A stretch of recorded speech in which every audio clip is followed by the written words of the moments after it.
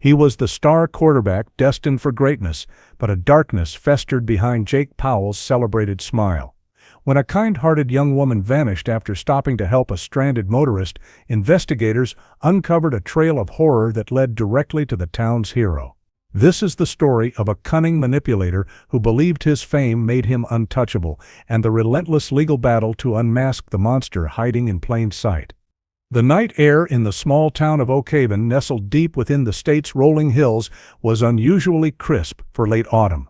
A canopy of stars, undimmed by city lights, stretched across the sky, offering a silent and indifferent audience to the lives unfolding below.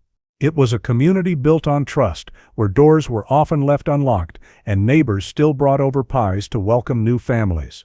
This profound sense of safety, this cherished innocence, was the very thing that made the town so vulnerable to the evil that was about to poison its heart and change its identity forever. On this particular evening, Lily Gray was driving home from her shift at the local library, her small sedan a familiar sight on the winding country roads. She was 24 years old, a young woman whose kindness was as much a part of her as the vibrant red hair that framed her face.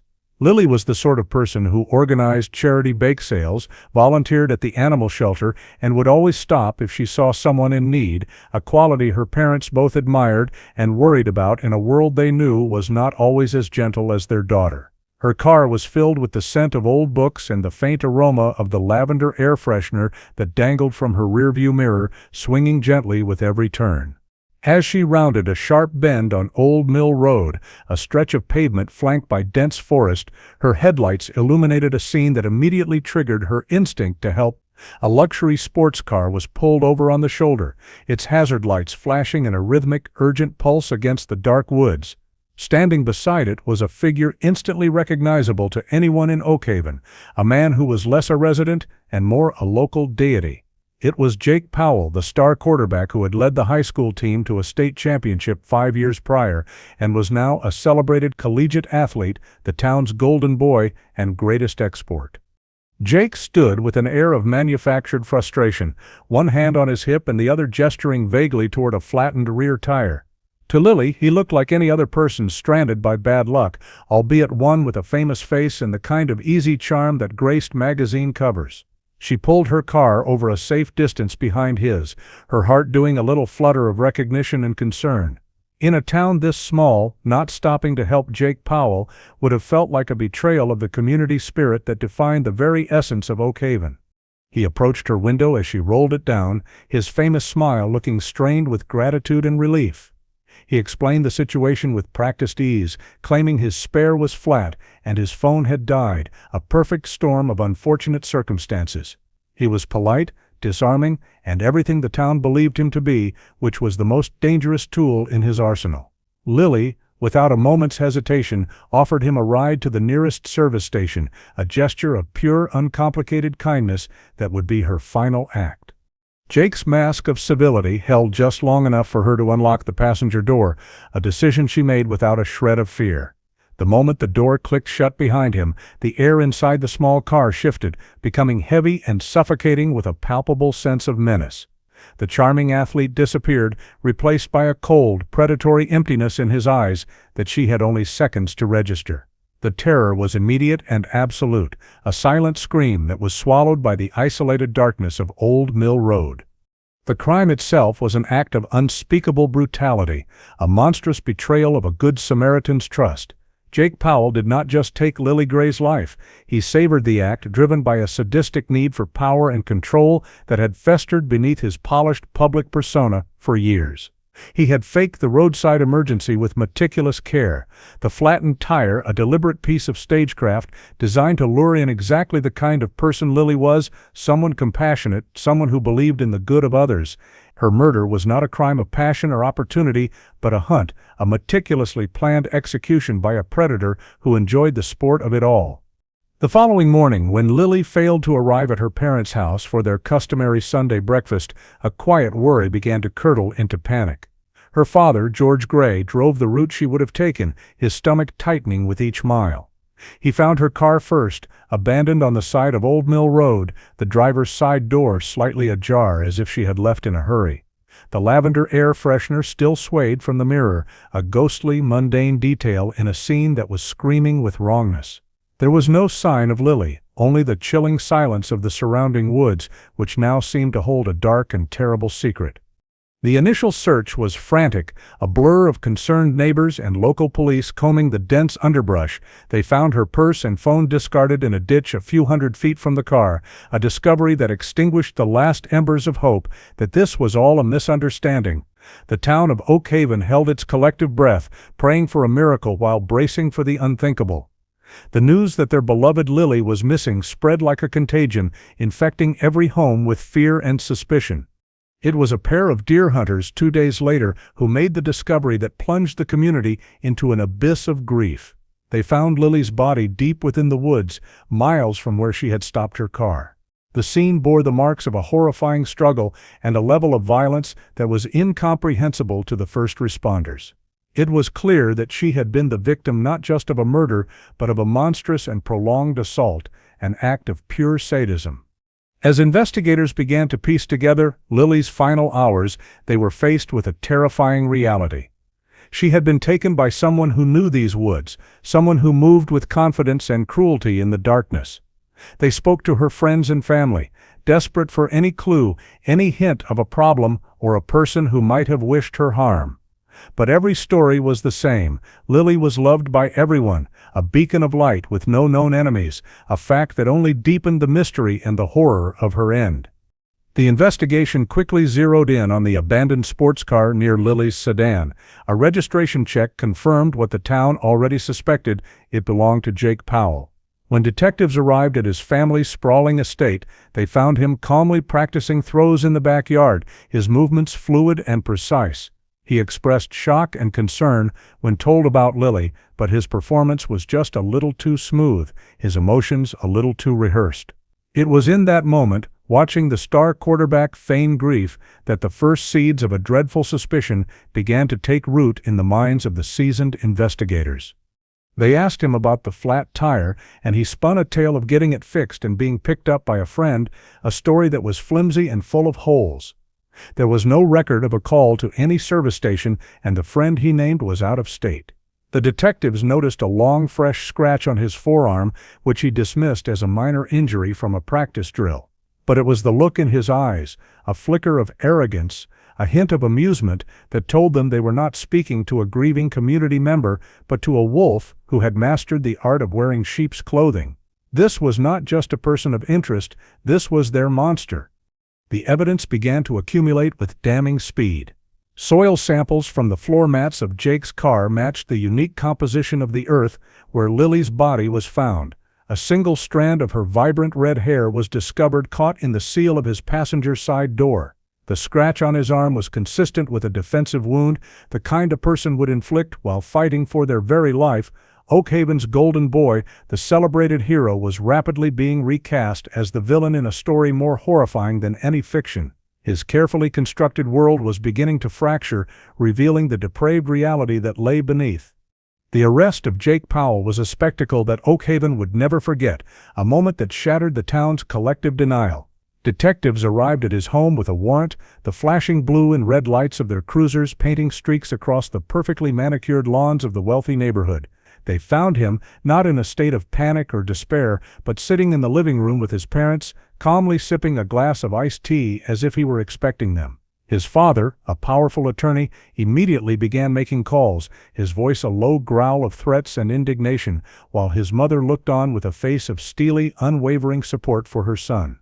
Jake himself displayed no emotion as the handcuffs were clicked onto his wrists. He rose from his chair with the unhurried grace of an athlete, a faint, almost imperceptible smirk playing on his lips. As he was led from the house past a gaggle of stunned neighbors and the first news crews arriving on the scene, he looked directly into a camera, his expression one of bored superiority. There was no fear, no shame, only the chilling confidence of a man who believed he was above the mundane laws that governed lesser mortals, a belief that had been nurtured and reinforced his entire life. The interrogation began in a small, sterile room at the county sheriff's department, the air thick with tension. Detective Stephen Holmes, a veteran with 2 decades of experience, led the questioning, his demeanor calm and methodical. He had faced down countless criminals in this very room, but there was something different about Jake Powell. It wasn't just his fame or his family's influence. It was the unnerving intelligence in his eyes, a sharp, analytical gleam that seemed to be dissecting every word, every gesture, every nuance of the process with a kind of academic detachment. For the first hour, Jake toyed with them, offering condescending corrections and theatrical sighs. He critiqued their syntax, pointing out a split infinitive in one of Detective Holmes's questions with the weary air of a professor correcting a particularly dull student. He would lean back in his chair, steeple his fingers, and analyze their investigation as if it were a poorly executed play in a football game. This wasn't the behavior of an innocent man wrongly accused, it was the performance of a narcissist who was genuinely enjoying the intellectual challenge and the undivided attention. Detective Holmes, patient and resolute, laid out the evidence piece by painstaking piece. He presented the soil analysis, the hair fiber, the witness statement from a neighbor who heard a scream near Old Mill Road. With each new fact, Jake's smirk would flicker but never fade. He treated their carefully assembled case as a collection of fanciful theories and unfortunate coincidences, his tone dripping with a sarcasm so thick it was almost tangible. He seemed to relish the opportunity to match wits with the detectives, viewing the interrogation not as a reckoning, but as a game. The turning point came when Detective Holmes changed tactics, shifting from the physical evidence to the victim herself. He placed a recent, smiling photograph of Lily Gray on the table between them. It was a picture of her at a charity event, her face radiant with life and happiness. For the first time, a genuine emotion flickered across Jake's face, but it wasn't remorse or sadness. It was a flash of possessive pride, the look of a collector admiring his most prized acquisition. "She was a beautiful girl," Detective Holmes said, his voice quiet but firm. "She stopped to help you, Jake. She trusted you." Jake picked up the photograph, his thumb stroking Lily's smiling face in a gesture that was both proprietary and deeply unsettling. "She was naive," he replied, his voice a low, clinical monotone. "The world is full of predators. It is not the predator's fault if the prey is stupid enough to walk into the trap." This was the crack in his facade, the first glimpse of the monster beneath. He then began to talk, not in a flood of guilt, but in a calm, detached narrative, as if he were providing commentary on a film. He corrected their timeline of events with meticulous precision, pointing out that they were off by nearly 15 minutes regarding the time of the abduction. He described the mechanics of the crime with a chilling lack of emotion, focusing on the logistical challenges and how he had overcome them. It was the confession of an intellectual snob, a man so convinced of his own brilliance that he could not resist the urge to demonstrate it, even if it meant incriminating himself. He never used the words, "I killed her." Instead, he spoke in a depersonalized academic language. He referred to the act as the conclusion of the event, and to Lily as the subject. He recounted her final moments with the same dispassionate detail a biologist might use to describe a dissection, his focus entirely on his own actions and thoughts. He expressed a kind of professional disappointment that her struggle had left the scratch on his arm, viewing it as an unforeseen complication in an otherwise perfectly executed plan. Throughout this horrifying monologue, his demeanor remained one of utter condescension. He would pause to ask the detectives if they were keeping up or if he needed to simplify the concepts for them. He seemed to view his confession as a lecture, a generous gift of his superior insight to these plodding, simple-minded public servants. There was not a shred of remorse, not a flicker of empathy. There was only the staggering, bottomless arrogance of a sociopath who believed his intelligence and status placed him in a different category of being, one to whom the rules of human decency did not apply. The detectives listened in stunned silence, the horror of his words amplified by the casual, almost bored tone of his delivery. They were not just listening to a confession, they were receiving a guided tour of a deeply depraved mind. Jake Powell wasn't just admitting to a murder, he was reveling in it, using the telling of the tale as another way to exert power and control. By the time he was finished, the small interrogation room felt like a tomb, heavy with the weight of his evil and the ghost of the vibrant young woman he had extinguished for his own amusement. As he was led from the interrogation room to a holding cell, Jake turned back to Detective Holmes. "For your report," he said, a small, cruel smile on his face, "you might want to note that the correct term for the ligature I used is a Spanish windlass." It's a common torture device from the Inquisition. You should look it up. It was a final parting shot of intellectual superiority, a last twist of the knife from a man who found entertainment in the suffering of others. The doors of the justice system were closing around him, but in his mind he was still the one in control, the smartest man in any room he occupied. The news of the confession sent a shockwave through Oakhaven, a jolt of horrifying validation that their worst fears were true. The Golden Boy was a monster. The hero was a killer. The town's innocence, once a source of pride, now felt like a fatal flaw, a blindness that had allowed a predator to grow and hunt in their midst, celebrated and adored until it was far too late. The community's grief was now mixed with a potent, burning rage directed at the man who had not only stolen a precious life, but had also murdered their very sense of peace and security.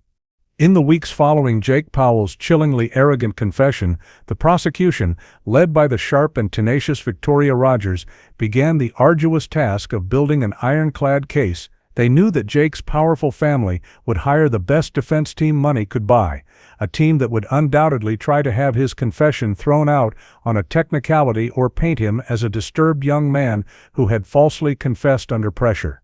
Victoria Rogers was determined to ensure that could not happen. She needed a mountain of physical evidence so high and so solid that no legal trickery could ever erode it. The Powell family estate, a sprawling property on the wealthiest side of town, became the focal point of an exhaustive forensic search. For days, teams of investigators in white coveralls moved through the opulent house and across the vast landscaped grounds. They were meticulous, searching for anything that could connect Jake more concretely to the murder of Lily Gray or, more disturbingly, to other acts of violence. Detective Holmes had a gut feeling, a cold certainty that Lily was not Jake's first victim. The killer's confidence and methodical cruelty spoke of practice. The initial search of the main house yielded little. It was pristine, almost sterile, a testament to the Powell family's obsession with appearances, but it was in the old, detached guest house at the far end of the property, a place Jake had claimed as his personal clubhouse since he was a teenager, that the investigation took a dark and horrifying turn. It was here, beneath a loose floorboard in a back closet, that they found what could only be described as a killer's secret museum, a collection of trophies from his hidden life of predation. The box contained a sickening assortment of personal items, a driver's license belonging to a young woman who had vanished from a neighboring state 2 years prior, a single earring that matched the description of one worn by a hiker who had gone missing the year before that, and a faded photograph of a high school classmate who had transferred schools abruptly after an alleged stalking incident. Each item was carefully preserved in a small plastic bag, labeled with a date and a location in Jake's neat, precise handwriting. It was a timeline of terror, a secret history of his escalating violence. But the most damning discovery was yet to come. Behind the guest house stood a large, ancient oak tree, its thick branches providing a canopy of shade over a small, secluded patch of ground. An investigator noticed that the soil around the base of the tree looked disturbed, unnaturally soft compared to the surrounding earth. A team was brought in with ground-penetrating radar, and the screen soon lit up with anomalies, shapes that were inconsistent with roots or rocks. A grim, heavy silence fell over the team as they exchanged looks. They all knew what they were about to find. The excavation began slowly, carefully, with investigators using trowels and brushes to gently remove the layers of earth. The first thing they uncovered was a small silver locket, tarnished with dirt. When they opened it, they found a tiny, faded picture of Lily Gray as a child, a locket her mother, Eleanor, would later identify through heartbreaking sobs as the one Lily wore every single day. Jake had not just killed her, he had stolen a piece of her past, a symbol of her innocence, and buried it like a pirate's treasure. Then they found more. Just a few feet deeper, wrapped in decaying burlap, were the skeletal remains of 2 other individuals. Forensic analysis would later confirm they were the missing women whose belongings were in Jake's trophy box, victims of a monster who had been hunting for years right under the noses of a town that was busy cheering his name on the football field. Jake Powell was not just a murderer, he was a serial killer. The murder of Lily Gray had not been an isolated act of evil, but the latest chapter in a long and horrifying saga of violence. This discovery transformed the case entirely. It was no longer about a single brutal crime, but about unmasking a prolific predator who had used his charm and status as the perfect camouflage. The prosecution now had an answer for the defense's inevitable argument that Jake's confession was an aberration. This evidence proved, beyond any doubt, that his confession was not a fantasy, it was a proud recounting of his life's work. The grave in his own backyard was a monument to his depravity. The revelation sent a new wave of terror through Oakhaven and the surrounding regions. People began to look back at old, unsolved missing person cases with fresh eyes and a dawning horror. How many other victims were there? How had he gotten away with it for so long? The town's adoration for its golden boy now seemed like a grotesque collective failure, a blindness that had enabled a monster to flourish. The Powell family's influence, which had once been a source of local pride, was now seen as a sinister shield that had protected their son from scrutiny. For Victoria Rogers, the discovery of the other victims was both a prosecutor's dream and a humanitarian's nightmare. It made her case against Jake exponentially stronger, but it also represented a profound tragedy and a systemic failure. She now had the grim task of informing two other families that their agonizing years of uncertainty were over, that their missing daughters had been found, and that their killer was the celebrated young man everyone had once admired. The weight of this responsibility was immense, but it fueled her resolve to see justice done, not just for Lily, but for every life Jake Powell had stolen. The defense, led by the high-priced and notoriously aggressive attorney Charles Bennett, was thrown into chaos. Their strategy of painting Jake as a troubled but ultimately harmless young man, a victim of police pressure, had been obliterated. They were no longer defending a first-time offender, they were representing a serial killer whose hunting ground was his own backyard. Bennett and his team immediately filed motions to have the new evidence suppressed, arguing that the search warrant was too broad and that the discovery of the other remains was prejudicial to the case of Lily Gray. It was a desperate, transparent legal maneuver, the first of many attempts to obscure the truth with procedural fog. But the truth was now undeniable, unearthed from the cold, dark ground behind the guest house. Jake Powell's secret was out. The grave was more than just evidence, it was a testament to his true nature. It was a cold, hard, and irrefutable fact that proved his confession was not the rambling of a coerced suspect, but the proud admission of a predator who had finally been caught. The stage was now set for a trial that would not only decide the fate of one man, but would also force an entire community to confront the horrifying reality that a monster had been living among them, hidden in plain sight. As the wheels of justice ground slowly toward trial, Jake Powell was held in the county jail, a place far removed from the luxury and adoration that had defined his life. Yet even within the drab, concrete confines of his cell, he continued to exude an aura of untouchable superiority. He viewed the legal proceedings not with fear or remorse, but with the detached interest of a grand master playing a complex game of chess. His every action, every word, seemed calculated to project an image of control and intellectual dominance over the very system that held him captive. The pre-trial hearings became his personal stage, a forum to showcase his contempt for the process and everyone involved in it. He would arrive in the courtroom dressed in a perfectly tailored suit provided by his family, a stark contrast to the standard orange jumpsuit of other inmates. He would sit at the defense table, not with the worried posture of a man facing a life sentence, but with the relaxed confidence of a spectator, occasionally whispering a condescending remark to his exasperated lawyer, Charles Bennett. His most shocking and consistent behavior during these hearings was directed at the jury pool and later the selected jurors themselves. He engaged in a disgusting and transparent campaign of manipulation, attempting to use the same charm that had once captivated a town to now seduce the very people who held his fate in their hands. He would make deliberate, prolonged eye contact with female jurors, offering a small, conspiratorial smile or a subtle, lingering gaze. It was a sickening performance of his predatory nature, an attempt to flirt his way out of accountability for serial murder. On one occasion, his behavior became so blatant that it forced the judge to intervene. As a potential juror, a woman in her late 30s was being questioned during voir dire. Jake leaned forward, rested his chin on his hand, and stared at her with an intensity that was deeply inappropriate. He then winked, a small, almost imperceptible gesture that was nevertheless seen by the prosecutor, the bailiffs, and the judge. The woman visibly recoiled, her discomfort radiating through the silent courtroom. Judge Marion Lane, a no-nonsense jurist with a reputation for maintaining absolute order, slammed her gavel down, the sound echoing like a gunshot. "Mr. Powell," she said, her voice dangerously quiet, "this is a court of law, not a singles bar. You will cease your attempts to intimidate or otherwise influence the jury immediately. One more such display and I will have you bound and gagged for the remainder of these proceedings. Do you understand me?" Jake's only response was a slow, arrogant smile, a silent challenge that infuriated the judge and sent a chill through the gallery.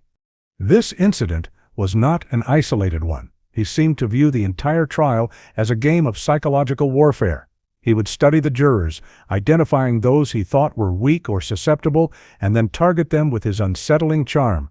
It was a grotesque extension of how he had targeted his victims, using his handsome face and confident demeanor as a weapon. He was not trying to prove his innocence, he was trying to corrupt the very process of justice to win not on facts, but on sheer narcissistic force of will. His own legal team was in a constant state of turmoil. Charles Bennett, a seasoned attorney accustomed to difficult clients, found himself completely unable to control Jake. His advice was ignored, his strategies were mocked, and his authority was openly undermined. In their private meetings, Jake treated Bennett not as his advocate, but as his subordinate, questioning his legal knowledge and dictating his own bizarre and self-destructive courtroom tactics. Jake was convinced that he was smarter than everyone, including the high-priced lawyer his family had hired to save him. Meanwhile, the Powell family began their own offensive outside the courtroom. They hired a high-powered public relations firm to launch a smear campaign against the victims, subtly leaking stories to tabloid media that painted Lily Gray as a promiscuous party girl and the other victims as troubled runaways. They were attempting to muddy the waters, to create a narrative where their son was not a predator, but a victim himself, ensnared by women of questionable character. It was an infuriating and cruel strategy that inflicted a second wave of pain upon the grieving families. Jake reveled in his family's efforts. Seeing it as a rightful defense of his status, he filed frivolous motions from his jail cell, complaining about the gluten-free options on the menu and the thread count of his sheets, displays of entitled petulance that were breathtaking in their narcissism. While the families of his victims were planning funerals, Jake Powell was drafting a formal grievance about the quality of the prison's coffee. His complete detachment from the gravity of his situation was not a sign of insanity, but of a profound and terrifying moral void. The courtroom became a theater of his pathology. He would pass notes to his lawyer that contained not legal strategy, but crude drawings of the prosecutor or doodles of violent imagery. A courtroom sketch artist, tasked with capturing the proceedings, drew a now infamous series of images that showed Jake looking not at the judge, but at the jury, his face a mask of calculated charm. These sketches, broadcast on the nightly news, further cemented the public's perception of him as a manipulative, remorseless monster. For the families of the victims, attending these pre-trial hearings was an exercise in torture. They were forced to sit in the same room as the man who had destroyed their lives and watch him perform for an audience. They had to endure his smirks, his winks, and the sight of his adoring parents sitting in the front row, looking at their monstrous son with expressions of unwavering pride. It was a daily torment, a constant reopening of a wound that would never heal. Eleanor Gray, Lily's mother, sat through every hearing, her expression a stoic mask of grief. She never looked at Jake. Instead, she clutched the small framed photograph of her daughter that she carried everywhere, her silent presence a powerful counterpoint to Jake's loud, arrogant performance. She was there to bear witness, to ensure that in the midst of the legal maneuvering and the psychological games, her daughter's memory would not be forgotten. Her quiet dignity was an act of profound defiance against the man who had shown none. The stage was being set for a trial that promised to be as much about psychology as it was about evidence. The prosecution had the facts, the forensics, and the bodies from the backyard grave. But Jake Powell had his charm, his arrogance, and his unshakable belief in his own superiority. He was determined to turn the trial into a contest of wills, a battle for the minds of the jury. His attempts to flirt with and manipulate them were a clear signal of his defense strategy to distract from the horrifying truth with a dazzling and deeply dishonest performance. The first day of the trial of Jake Powell arrived with the heavy atmosphere of a gathering storm. The county courthouse was besieged by media from across the country, their satellite trucks forming a steel canyon on the street outside. The public gallery was filled to capacity, a mix of horrified Oak Haven residents, grim-faced law students, and the morbidly curious, all drawn to witness the reckoning of the town's fallen hero. For the families of Lily Gray and the other victims, it was the beginning of the final, most painful chapter of their ordeal. Jake entered the courtroom with the swagger of a celebrity arriving on a red carpet. He was dressed in a charcoal gray suit that hugged his athletic frame, his hair perfectly styled. He scanned the gallery, making eye contact with a few people and offering a small, confident nod as if greeting his loyal fans. He was not a defendant on trial for his life, he was the star of the show, and he was ready for his close-up. He sat at the defense table, poured himself a glass of water, and looked toward the jury with the relaxed air of a man about to watch an entertaining play. Victoria Rogers began the prosecution's opening statement with a powerful, gut-wrenching move. She did not start with the crime or the defendant. Instead, she walked to an easel and placed a large, vibrant photograph of Lily Gray on it, a picture of her laughing on a swing set, her red hair flying. "This was Lily Gray," she said, her voice clear and steady, resonating through the silent room. She was a daughter, a friend, a librarian who loved children's books, and a young woman who believed in the good of people. Before we talk about how she died, it is essential that we remember how she lived. As Rogers spoke, painting a vivid picture of the kind, compassionate person Lily was, Jake Powell watched with a look of detached amusement. He leaned over to his lawyer, Charles Bennett, and whispered something, a small smirk playing on his lips. The gesture was small, but it was a clear signal of his contempt. He was not just indifferent to the victim's life, he was bored by the mention of it. His universe contained only one person of interest, himself. The true measure of his depravity, however, was revealed when Rogers began to detail the evidence, her voice growing firm and accusatory. She described the faked roadside emergency, the abduction, and the forensic evidence linking Jake to the crime. It was at this point that Jake, in a moment of staggering arrogance, decided to interject.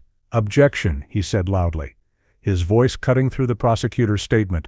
Charles Bennett immediately placed a hand on his arm, hissing at him to be quiet, but Jake shrugged it off. Judge Lane glared down from the bench. "On what grounds, Mr. Powell? You are not the one to make objections. That is your counsel's job." Jake stood up slowly, smoothing the front of his suit jacket. "On the grounds of factual inaccuracy, Your Honor," he said, his tone infuriatingly calm and pedantic. "Miss Rogers stated that the tire on my car was a Bridgestone Potenza. It was, in fact, a Pirelli P0. If the prosecution cannot get a simple, verifiable detail like that correct, it calls into question their entire narrative, does it not?" A collective gasp went through the courtroom. It was a stunning, unforced error, a moment of pure hubris that backfired spectacularly. In his desperate need to prove he was smarter than the prosecutor, to show off his superior knowledge, he had inadvertently admitted to a critical detail of the crime scene. He had placed himself there with that car on that night, correcting a minor point that only the person responsible for the staging would know or care about. Charles Bennett's face went pale, a mask of pure horror at his client's self-sabotage. Victoria Rogers paused for a beat, letting the weight of his admission hang in the air. She looked at the jury, whose faces were a mixture of shock and dawning comprehension, and then she turned her gaze back to Jake. "Thank you for that clarification, Mr. Powell," she said, her voice dripping with irony. "The prosecution accepts your correction." She then seamlessly continued her opening statement, having just received an invaluable gift from the defendant himself. Jake, seemingly oblivious to the damage he had just done, sat back down with a smug look as if he had won a major debating point. The rest of the opening statements were a study in contrasts. Rogers was methodical, factual, and deeply respectful of the victims, laying out a clear and damning roadmap of the evidence she would present. She spoke of the trophies found in the guest house, the grave in the backyard, and the trail of terror that had ended with the murder of Lily Gray. She promised the jury that the evidence would prove, beyond any shadow of a doubt, that the man sitting before them was not a fallen hero, but a prolific and remorseless serial killer. Charles Bennett, on the other hand, was left with an almost impossible task. His client had just torpedoed their primary strategy before the first witness had even been called. He delivered a meandering, defensive opening statement, attempting to portray Jake as a misunderstood genius, a young man whose intellect made him socially awkward and prone to saying things that could be misconstrued. He argued that the confession was coerced and that the physical evidence was purely circumstantial, a desperate attempt to create doubt where there was now a mountain of certainty, much of it supplied by his own client. Throughout his own lawyer's speech, Jake appeared distracted and bored. He fiddled with his pen, examined his fingernails, and occasionally scanned the faces in the gallery. He was no longer interested, now that the spotlight had moved away from him. His arrogance was so profound that he believed his one clever correction had already established his dominance, and the rest of the trial was merely a formality. The first witness called to the stand was Eleanor Gray. She walked to the witness box with a slow, deliberate grace, her eyes fixed on the photograph of her smiling daughter. She spoke in a soft, clear voice, answering the prosecutor's questions about Lily's life, her dreams, and her unfailingly kind nature. She did not weep, but her grief was a palpable presence in the room, a heavy shroud of sorrow that touched everyone except the man at the defense table. During her testimony, Jake made a show of looking at his watch, a gesture of profound disrespect that caused a ripple of outrage in the gallery. The trial had begun, and the battle lines were clearly drawn. On one side was the prosecution, armed with facts, evidence, and the profound tragedy of the victims' stories. On the other was a defense team hamstrung by a client whose ego was his own worst enemy. And at the center of it all was Jake Powell, a man so convinced of his own brilliance that he could not see that he was tightening the noose around his own neck with every arrogant correction and every dismissive smirk. The mask was already slipping, and the monster was beginning to show itself to the world. As the trial entered its second week, Victoria Rogers began to construct her case with the precision of a master architect, laying each piece of evidence down to form an unshakable foundation of guilt. She called forensic experts who testified about the soil and fiber evidence, detectives who recounted the discovery of the grave in the backyard, and family members of the other two victims who gave heartbreaking testimony about the years they had spent searching for their missing daughters. The weight of the evidence was becoming overwhelming, a slow, crushing tide of facts that eroded the defense's flimsy arguments. Jake Powell continued his performance of bored detachment, treating the proceedings as a minor annoyance. He would read novels at the defense table, occasionally looking up to offer a condescending smile when a particularly damning piece of evidence was presented. His lawyer, Charles Bennett, looked increasingly haggard, his face etched with the strain of representing a client who was actively working against his own interests. The jury watched Jake intently, their expressions growing colder and harder with each passing day, his theatrics clearly having the opposite effect of what he intended. The prosecution's case was already devastatingly strong, but Victoria Rogers had been holding back her most powerful witness, a piece of evidence that would not only prove Jake's guilt, but would also offer a glimpse into the true depths of his sadistic nature. On the 8th day of the trial, she called a man named Jerry Stone to the stand. He was a career criminal, currently serving time for armed robbery, and he had been Jake's cellmate for 3 weeks following his arrest. Jerry Stone was the classic jailhouse snitch, a witness whose credibility the defense would undoubtedly attack with vigor.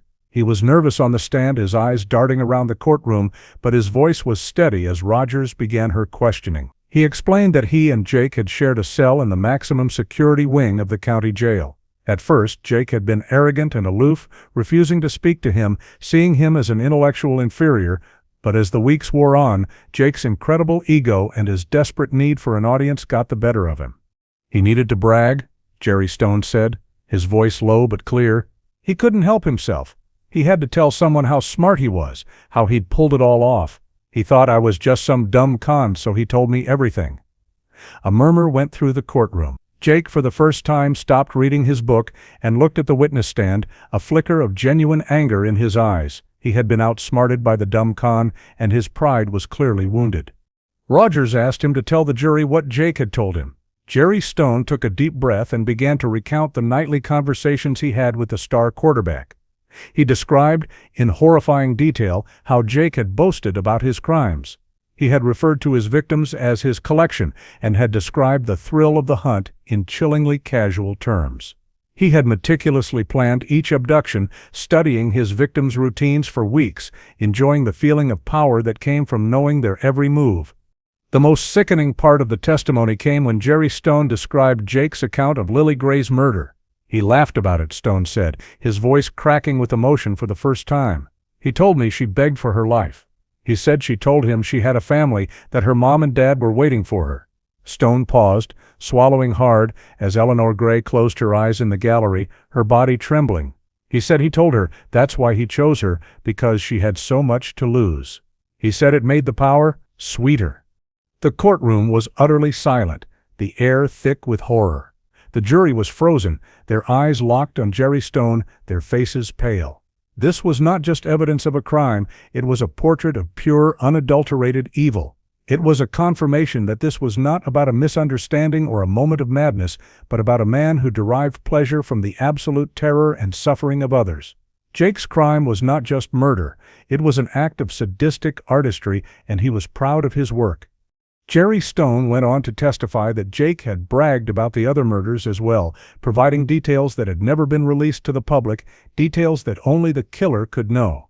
He described the locations where he had disposed of personal items belonging to the other victims, information that he had passed on to detectives, which had led to the recovery of crucial corroborating evidence.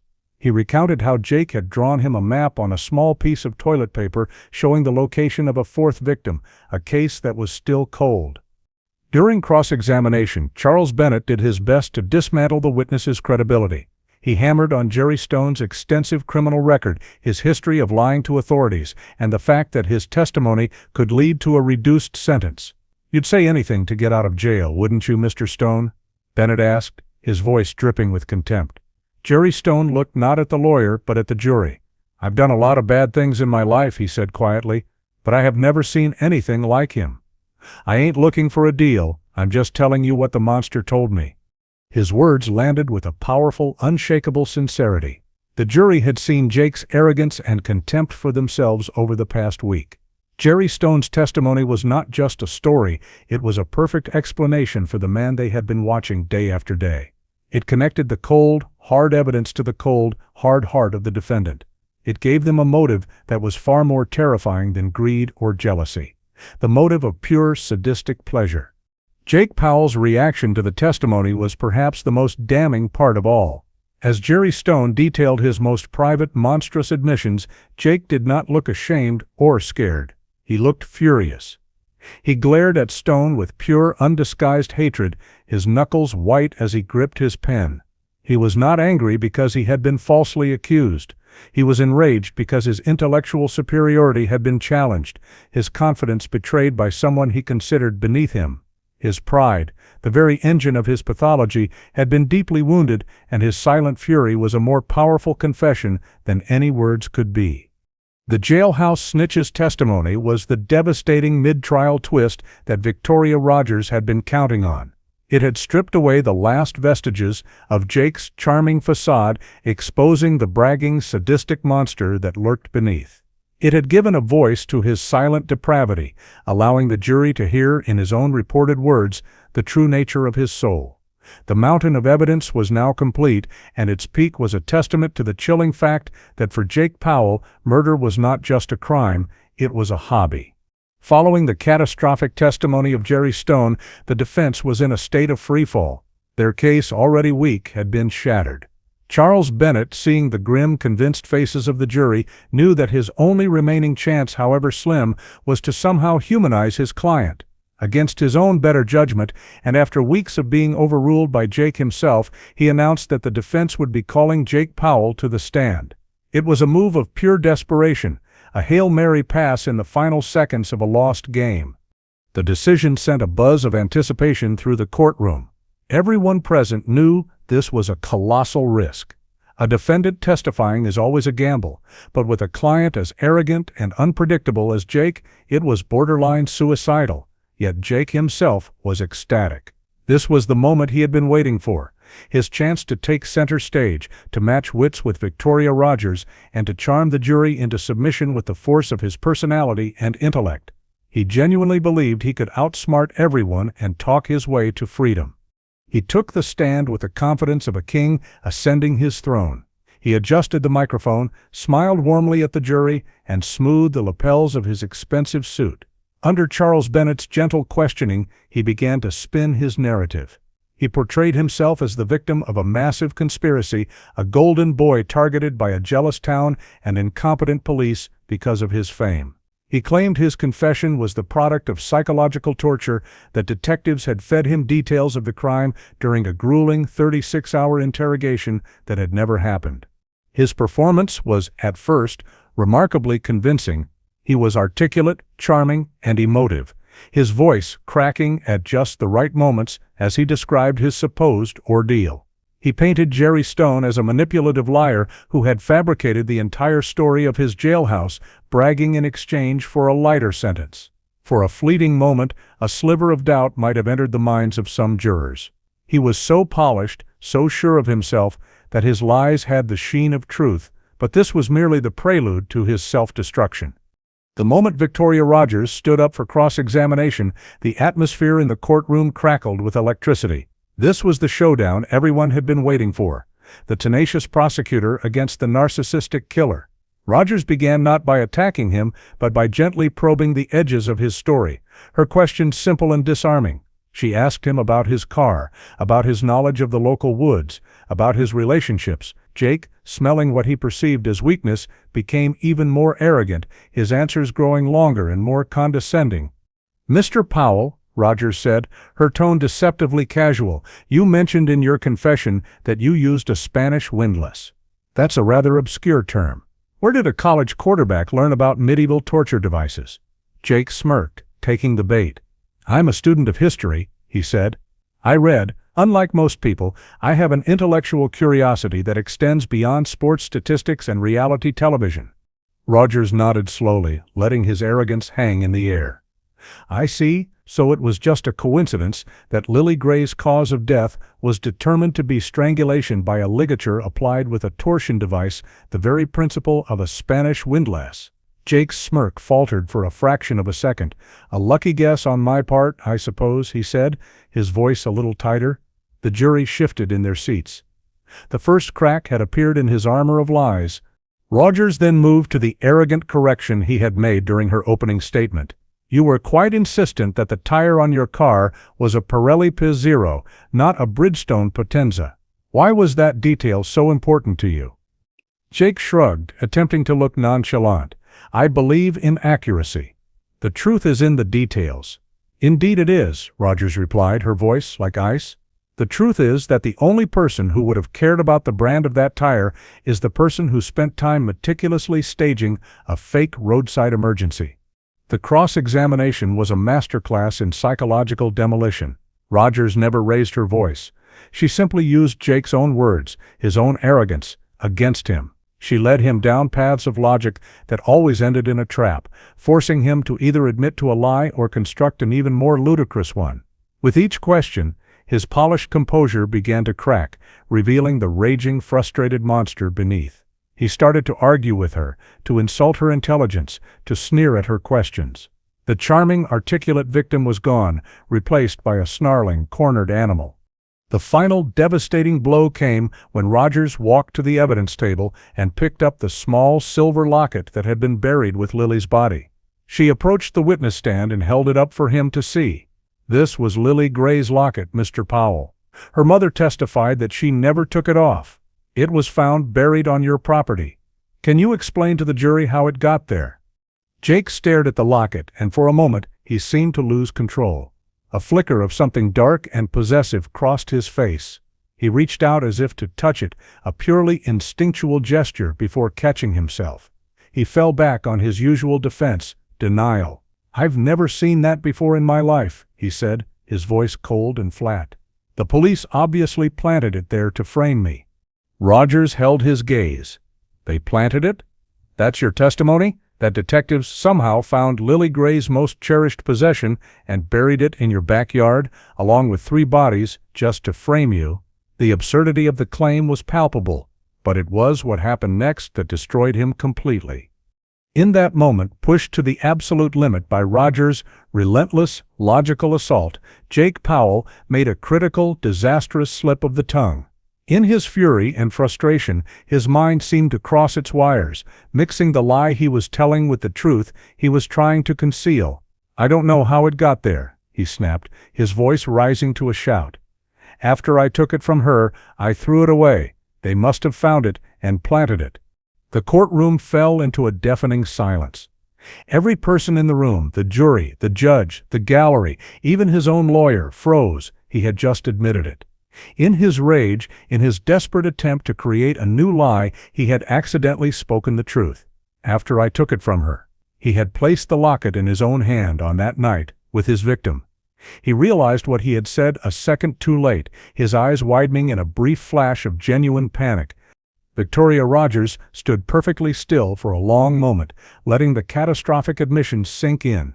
She then turned to the jury, her expression a mask of grim satisfaction. She looked back at the man crumbling on the witness stand. "No further questions, Your Honor," she said quietly. Charles Bennett sat at the defense table with his head in his hands, his entire case, his entire career, collapsing in the echo of his client's fatal Freudian slip. Jake Powell, the self-proclaimed genius, the master manipulator, had been brought down by the one person he could never control, himself. His testimony was not a defense, it was a public confession, and it had sealed his fate forever. The trial was, for all intents and purposes, over. Jake Powell's disastrous testimony had vaporized any lingering doubt, and the proceedings now moved toward their grim, inevitable conclusion. Before the closing arguments, the trial entered the phase of victim impact statements, a moment for the families to address the court and the killer directly to speak of the immense, immeasurable loss they had suffered.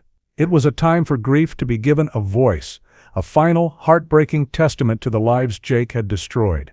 First, the families of the two other victims, whose remains were found in Jake's backyard, took the stand. They spoke through tears of the years of agonizing uncertainty, of birthdays and holidays that passed with an empty chair at the table, of the torment of not knowing what had happened to their daughters. They spoke of the girls' dreams, their laughter, their futures, all of it extinguished by the man who sat at the defense table looking utterly, contemptuously bored. Throughout their raw, emotional testimony, Jake made no attempt to feign remorse or even basic human decency. He doodled on a legal pad. He whispered jokes to his lawyer, who would flinch and refuse to look at him. He cleaned his fingernails with a paperclip. His detachment was a profound and shocking act of psychological violence, a clear communication to the grieving families that their pain, their loss, their very existence was of no consequence to him. He was not just a killer, he was a man entirely devoid of a soul. The breaking point, the moment that would be seared into the memory of everyone who witnessed it, came when Eleanor Gray walked slowly to the podium to deliver her statement. She was no longer the stoic, silent observer. Her face was a canvas of pure, undiluted grief, but her voice, when she spoke, was filled with a mother's unyielding strength. She did not look at the judge or the jury. She looked directly at Jake Powell, her gaze so intense it seemed to be the only thing holding the room together. "You took my daughter," she began, her voice quiet, but carrying to every corner of the silent courtroom. "You took Lily. She was my only child. She was the light of my life, and you put out that light for your own amusement." Jake shifted in his seat, a flicker of annoyance crossing his face. He was being forced to listen to the consequences of his actions, and he clearly found it tedious. Eleanor spoke of the small, intimate details of the life that had been stolen. She talked about Lily's off-key singing in the shower, her love for rainy days and old movies, the way she would laugh until she cried at her father's bad jokes. She was not just describing a victim, she was resurrecting a person, making her daughter real and vibrant in a room that had been filled with the cold, sterile facts of her death. Several jurors were openly weeping, their faces etched with a combination of profound sadness and burning anger. As Eleanor's voice grew stronger, filled with a righteous and heartbreaking fury, Jake's contempt became more pronounced. He was being upstaged, his central role in the drama usurped by this grieving mother, and his narcissistic rage began to bubble to the surface. He wanted the attention back on him. He needed to reassert his dominance, to show everyone that he was still in control. It happened as Eleanor was describing the last conversation she ever had with her daughter, a phone call about what they would have for their Sunday breakfast. She was so happy, Eleanor said, her voice catching in a sob. She said, "I love you, Mom. I'll see you in the morning." And then you took her morning. You took all of her mornings. At that precise moment, the emotional apex of the most gut-wrenching statement of the trial, Jake Powell let out a loud, theatrical yawn. The sound was obscene in the sacred silence of the courtroom. It was a gesture of such profound contempt, such utter disdain for a mother's unbearable pain, that it felt like a physical blow. He did not stop there. He stretched his arms over his head, rolled his eyes toward the ceiling, and then made a great show of looking at the clock on the wall, tapping his fingers on the table as if to say, "Are we done yet?" It was a calculated act of cruelty, designed to inflict maximum pain, to mock the very concept of grief. A wave of revulsion and fury swept through the gallery. One of Lily's uncles, a large, broad-shouldered man, stood up and lunged toward the defense table, screaming with rage, and had to be restrained by 3 bailiffs. Even Judge Lane, a veteran of countless brutal trials, seemed momentarily stunned into silence by the sheer audacity of Jake's disrespect. Her face hardened into a mask of cold fury, and she slammed her gavel down with such force that it seemed the wood might splinter. The juror, who had been weeping now, had her face in her hands, her shoulders shaking with sobs of what looked like both sorrow and rage. The trial was no longer about guilt or innocence. It was now a primal scene of good versus evil, of a mother's profound love pitted against a monster's bottomless hate. Jake's yawn of contempt had done more to convict him than any piece of forensic evidence. It was a confession of his character, an undeniable demonstration of the moral vacuum that resided within him. Eleanor Gray, however, did not falter. She seemed to draw strength from his disgusting display, her voice ringing out with a new, powerful clarity. She finished her statement, her eyes never leaving Jake's face, her final words a promise and a curse. "You will be forgotten, Jake Powell. You will be a forgotten name in a prison file. But my daughter Lily Gray will be remembered. Her light will shine long after your darkness has been locked away forever." She walked back to her seat, her head held high, a figure of incredible, heartbreaking dignity. Jake Powell watched her go, a small, cruel smirk finally returning to his face. He had gotten what he wanted. The attention was back on him. The room was buzzing with talk of his monstrous behavior. In his twisted, narcissistic mind, he had won. But as he looked at the faces of the jury, faces that now regarded him with a unified, absolute loathing, it was clear that his victory was the very thing that would ensure his utter and complete damnation. The closing arguments were almost a formality. Victoria Rogers delivered a powerful, methodical summation of the overwhelming evidence, but she focused the jury's attention on Jake Powell's character as revealed by his own words and actions in the courtroom. She reminded them of his arrogant correction, his disastrous testimony, and his monstrous yawn of contempt during Eleanor Gray's statement. "The evidence shows you what he did," she concluded, her voice ringing with conviction. "But the defendant himself in this very courtroom showed you who he is. He is a predator who takes pleasure in pain, and he is a monster who feels no remorse." Charles Bennett's closing was a desperate, defeated plea for mercy that even he seemed not to believe. He was no longer defending an innocent man, but arguing against the death penalty for a guilty one. Jake, meanwhile, sat back in his chair, looking supremely confident, as if he were still convinced that his charm and intellect would somehow prevail. He seemed to view the entire process as a game that he had played masterfully, oblivious to the fact that he had been checkmated from his first move. After the jury was sent to deliberate, a strange and unexpected event unfolded. A woman had been sitting in the back of the courtroom for the last several days of the trial, a quiet, nervous figure who had spoken to no one. As the courtroom began to clear, she approached the prosecution's table, her hands trembling. She introduced herself as Aria Campbell, and she told Victoria Rogers that she had something she needed to say. She was a surprise witness, unknown to the police, and her story was the final horrifying piece of the puzzle of Jake Powell. Aria Campbell had been a student at the same college as Jake.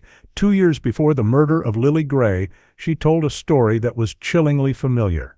One night, while walking back to her dorm from the library, a car had pulled up beside her. It was Jake Powell, the campus celebrity, the star quarterback. He told her his car had broken down and asked if she could give him a ride to a nearby gas station. She had been flattered by the attention, and like Lily Gray, she had felt safe because this was the beloved Jake Powell. She described how, once she was in his car, his demeanor had changed instantly, the charming mask dropping to reveal the cold, dead eyes of a predator. He had driven her not to a gas station but to a remote, wooded area, the entire time describing in calm, academic detail what he was going to do to her. It was his voice, she said. That was the most terrifying part, the complete lack of emotion, the clinical detachment, as if he were discussing a science experiment. Aria tearfully recounted a brutal assault, an act of violence that was nearly identical to what the forensics suggested Lily Gray had endured. But by some miracle, Aria had survived. During the assault, a police car on a routine patrol of the isolated area had rounded a corner, its headlights sweeping across Jake's car. Panicked and enraged by the interruption, Jake had pushed her out of the vehicle and sped away, screaming a threat that he would find her and finish what he had started if she ever told anyone. Terrified and deeply traumatized, Aria had never gone to the police. She was ashamed, and she was convinced that no one would believe her story against the word of the campus hero. She had dropped out of college the next day, moved across the country, and had tried for years to forget the face of the monster who had attacked her. But when she saw the news of Jake's arrest for the murder of Lily Gray and heard the details of the crime, the charming request for help, the remote wooded area, she knew she could not stay silent any longer. Her survival was a debt she owed to his other victims. Her story was the final revelation, the ultimate twist that cemented Jake Powell's legacy of evil. Lily Gray was not even his second or third victim, she was at least his fourth, and Aria Campbell was the one who had gotten away, the living proof of his long-standing pattern of predation. Her testimony, given to prosecutors in a sworn affidavit that night, revealed that Jake was not just a serial killer who targeted strangers, he was a hunter who had been honing his craft for years, using his status and charm as the perfect bait. This final revelation recontextualized everything. It explained the sheer confidence and polish of his crime against Lily Gray. It had been a practiced routine. It explained his arrogance and his belief that he was untouchable. He had gotten away with it before. The monster had not been born on the night he killed Lily. He had been cultivated over years of successful, unpunished violence. The system and the culture of celebrity worship that surrounded him had failed to stop him, allowing him to escalate his depravity until it culminated in a string of murders. The jury, sequestered and unaware of this new development, returned their verdict in less than an hour, a testament to the mountain of evidence and Jake's own self-incriminating performance. The court reassembled, a heavy, expectant silence filling the room. Jake Powell stood to hear his fate, a confident smirk still plastered on his face. He winked at his devastated mother in the front row. The jury foreman, a middle-aged man with grim, tired eyes, stood and delivered the verdict. On the charge of murder in the first degree, we the jury find the defendant Jake Powell guilty. A wave of relief and grief washed over the victims' families, their sobs a raw, cathartic release of months of tension and pain, and in that moment, as the word guilty echoed through the room, Jake's smirk finally, completely vanished. It was replaced by a look of pure, unadulterated shock. He truly had not believed this could happen. In his mind, he was still the golden boy, the hero, the winner. For the first time, the reality of consequence had breached the walls of his narcissistic fantasy. The final piece of his story, the testimony of the survivor Aria Campbell, would not be used in this trial, but it would be crucial in the sentencing phase and in ensuring that Jake Powell would never again see the outside of a prison cell. It was the last damning testament to his true nature, a trophy hunter who had collected victims for years, a monster who had hidden not in the shadows but in the glaring, deceptive light of fame. The game was over, and he had lost. The day of sentencing was the final act in the grim theater of Jake Powell's downfall. The courtroom was once again packed, but the atmosphere was different now. The frantic tension of the trial had been replaced by a somber sense of finality. The victims' families were there, not with hope for a verdict, but with a quiet, desperate need to see the final closing of the book on their nightmare. They needed to witness the system deliver the ultimate consequence to the man who had stolen everything from them. Jake was led into the courtroom, but he was a changed man. The arrogant swagger was gone, replaced by a sullen, petulant anger. His perfectly tailored suits had been replaced by a standard-issue orange jumpsuit. The mask of the charming intellectual had been shattered by the guilty verdict, and all that was left was the raw, ugly core of a thwarted narcissist. He glared at the jury, the judge, and the families of his victims with an expression of pure childish rage, the look of a king who had been unexpectedly overthrown. Before the judge pronounced the sentence, Jake was given the opportunity to make a final statement. Charles Bennett, his lawyer, stood and advised the court that his client wished to address the families.